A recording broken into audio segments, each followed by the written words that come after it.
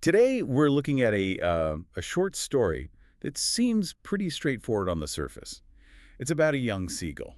That's right. The story is his first flight, and it's deceptively simple. Our mission today is really to unpack it, to see what's going on beneath the surface. Exactly. It's not just about a bird learning to fly, is it?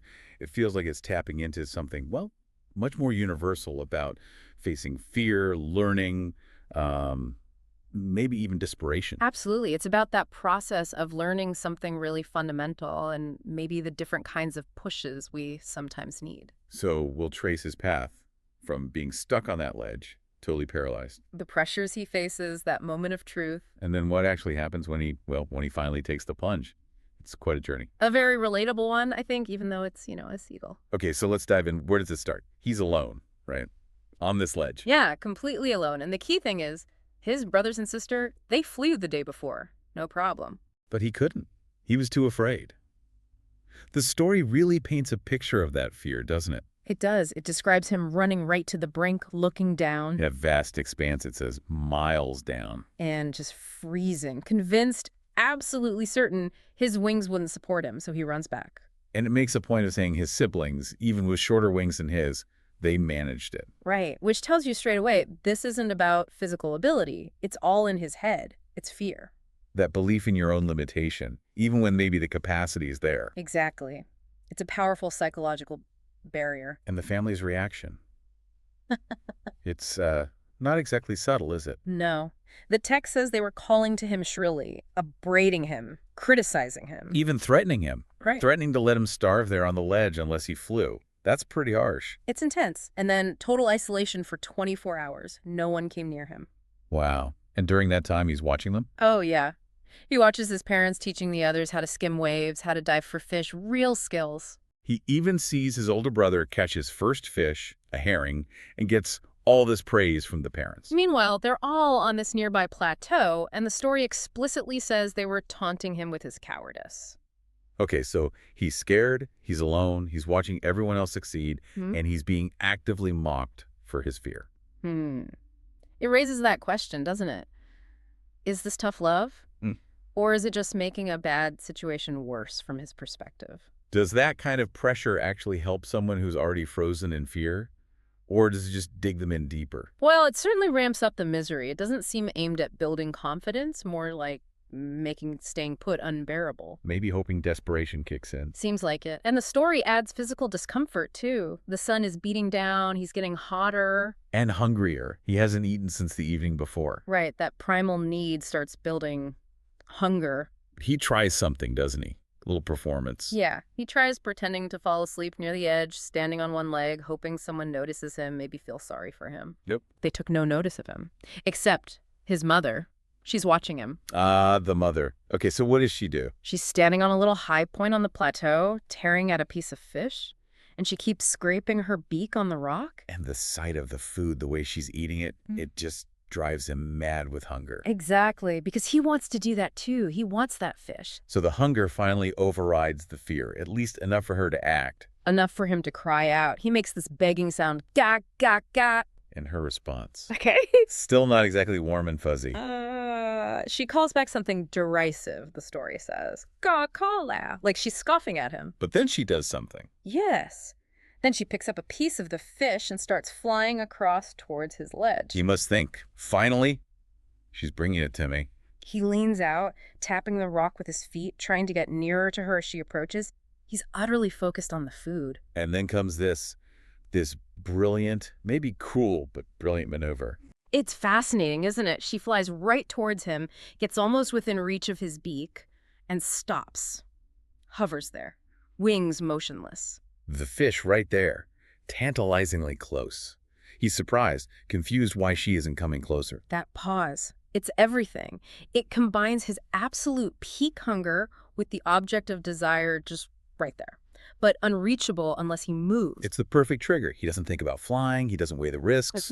Pure instinct, maddened by hunger, he dived at the fish. Dived, not flew, just lunged forward. And instantly he's falling. Outwards and downwards into space, he lets out a scream. That must have been terrifying. The text says, a monstrous terror seized him. His heart stood still. He couldn't hear anything for a second, just pure dread. But it's only a moment. Only a moment. Because then, instinct, before he can even think about it, his wings spread outwards automatically. His body just knew what to do. Yes. He feels the wind against his chest, under his stomach, against his wings. He feels the tips of his wings cutting the air. And that crucial realization hits him. He was not falling headlong now. He was soaring.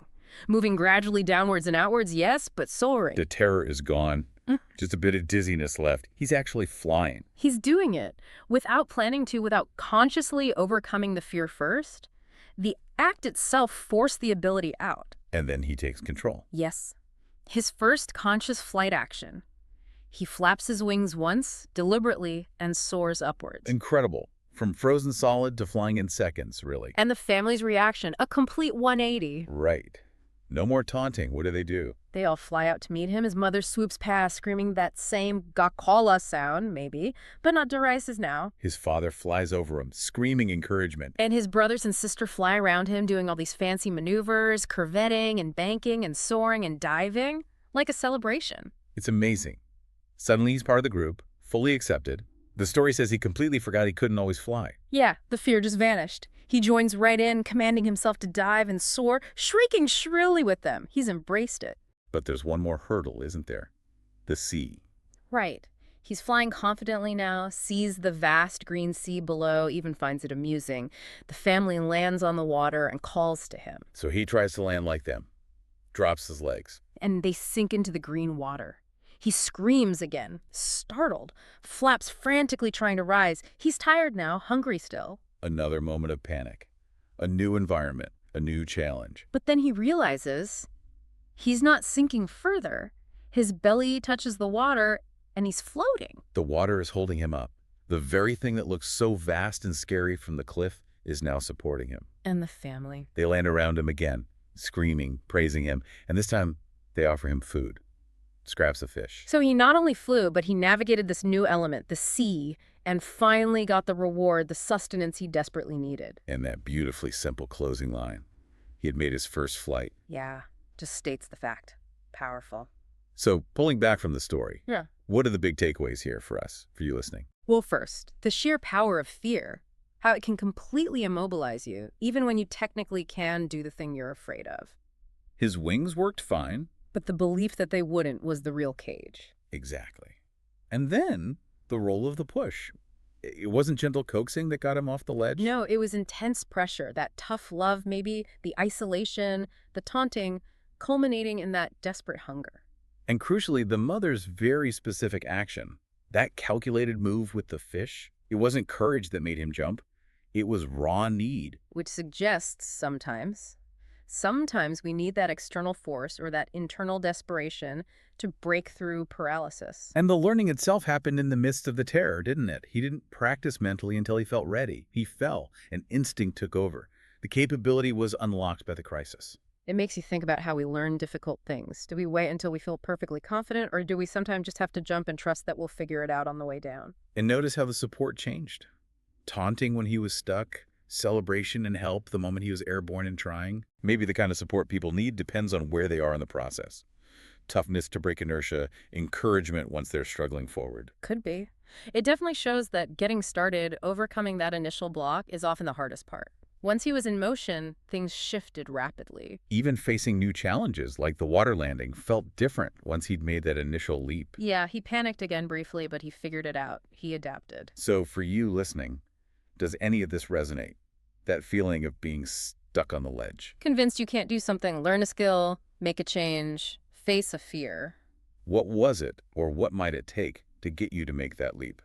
Was it, or would it be, something external? Internal desperation, a cleverly offered piece of fish?